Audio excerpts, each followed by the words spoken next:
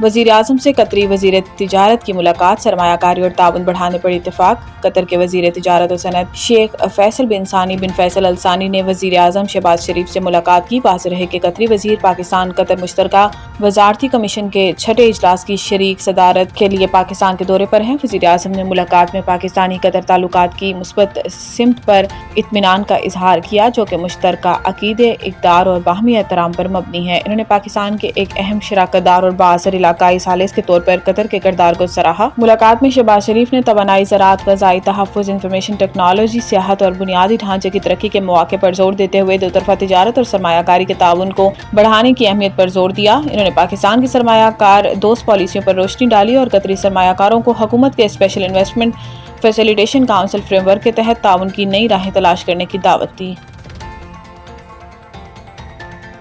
انسداد دہشت گردی عدالت نے مریم نواز کے خلاف مقدمہ خارج کر دیا۔ مریم نواز کی عدالت میں پیشی کے موقع پر نیب آفس پر حملے کے کیس میں بڑی پیش رفت سامنے آئی ہے، جس میں انسداد دہشت گردی عدالت نے وزیر اعلیٰ پنجاب مریم نواز، وزیر اعظم کے مشیر رانا ثناء اللہ سمیت دیگر کے خلاف مقدمہ اخراج کی پولیس رپورٹ محفوظ فیصلہ سناتے ہوئے منظور کر لی۔ رپورٹ میں کہا گیا ہے کہ مریم نواز سمیت دیگر کے خلاف نیب آفس پر پتھراؤ کے الزامات ثابت نہیں ہوئے۔ دوران سماعت مقدمے کے مدعی ایڈیشنل ڈائریکٹر نیب چودھری اصغر عدالت میں پیش ہوئے اور استفسار کیا کہ مجھے مقدمہ اخراج پر کوئی اعتراض نہیں۔ اس موقع پر S P Moazzam Ali, D S P Zulfiqar Ali Butt, D S P Muhammad Khan بھی عدالت میں پیش ہوئے۔ ان پولیس افسران نے بطور گواہوں تفتیشی مقدمے میں اپنا بیان ریکارڈ کروایا۔ گواہوں نے بیان میں کہا کہ مریم نواز اور دیگر کے خلاف الزامات ثابت نہیں ہوئے۔ ملزمان کے خلاف ٹرائل کے لیے شواہد موجود نہیں ہیں۔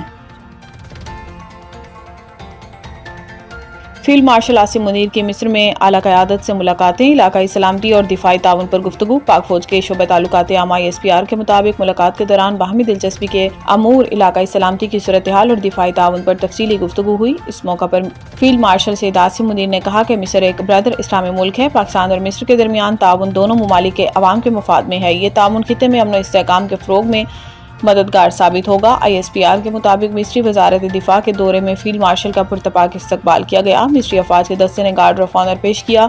فیلڈ مارشل نے جامعۃ الازہر میں شیخ الازہر شیخ احمد الطیب سے بھی ملاقات کی۔ فیلڈ مارشل نے گمنام سپاہیوں کی یادگار اور سابق صدر انور السادات کی قبر پر پھول رکھے۔ اس موقع پر امام اعظم نے مسلم امہ کو درپیش چیلنجز پر اپنے خیالات کا اظہار کیا اور فیلڈ مارشل نے انتہا پسند نظریات اور اسلام کی مسخ شدہ تشریحات کے خاتمے کی ضرورت پر زور دیا۔ 10 سالوں میں سرکاری قرضہ GDP کا 60 سے 71% ہو گیا ہے۔ پاکستان کا کل سرکاری قرضہ گزشتہ ایک دہائی کے دوران GDP کے 10% سے زیادہ بڑھ چکا ہے، جو 2016 میں 60% سے بڑھ کر 2025 میں 71% ہو گیا تھا۔ تشویشناک طور پر مالی سال 2025 میں قرض کی ادائیگیوں نے کل خالص وفاقی محصول کا 89% استعمال کر لیا، جبکہ مالی سال 2023 میں یہ تناسب 120% تھا۔ جاپان کا قرض بمقابلہ GDP تناسب تقریباً 200% ہے، جو پاکستان کی موجودہ صورتحال سے کہیں زیادہ ہے، لیکن پاکستان کے معاملے میں قرض کی ادائیگیوں کا بوجھ خالص وفاقی محصول کے لحاظ سے سنگین چیلنج بن گیا ہے۔ مختلف منظرنامے پیش کرتے ہوئے یہ تخمینہ لگایا گیا ہے کہ قرض بمقابلہ GDP کا تناسب 2035 تک 85% تک جا سکتا ہے، جو کہ پارلیمنٹ سے تقریباً 2 دہائیوں قبل منظور کیے گئے مالیاتی ذمہ داری اور قرض کی حد بندی ایکٹ FRDLA میں طے شدہ حد سے کہیں زیادہ ہے۔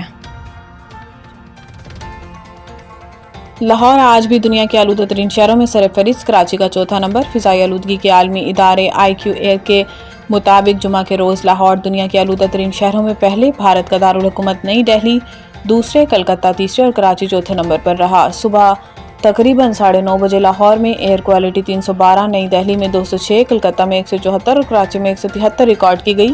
پنجاب ایئر کوالٹی انڈیکس کے مطابق چک جھمرہ کا فضائی معیار سب سے خراب رہا، جہاں ایئر کوالٹی 664 ریکارڈ کی گئی۔ فیصل آباد میں ایئر کوالٹی 579، رائے گڑھ میں 470، قصور میں 439 اور پتوکی میں 362 ریکارڈ کی گئی۔ ماہرین ماحولیات کے مطابق اس سطح کی آلودگی انسانی صحت کے لیے نہایت ہی نقصان دہ ہے۔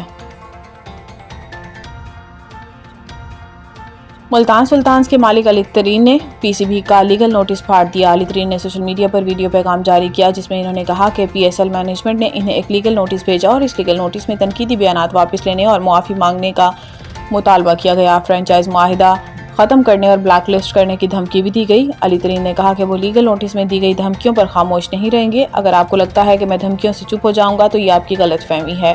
علی ترین کا ویڈیو پیغام میں کہنا تھا کہ PSL سے محبت ہے اور یہ لیگ پورے پاکستان کی ہے۔ مسائل کے حل کے لیے بیٹھنے کو تیار ہوں، لیکن آج تک رابطہ نہیں کیا گیا۔ میرے مسائل جاننے کے لیے کسی نے ایک کال یا ای میل نہیں کیا۔ یاد رہے کہ پی سی بی نے معاہدے کی خلاف ورزی اور پی ایس ایل کی شہرت کو نقصان پہنچانے کی مہم چلانے پر فرنچائز ملتان سلطانز کو نوٹس جاری کیا تھا۔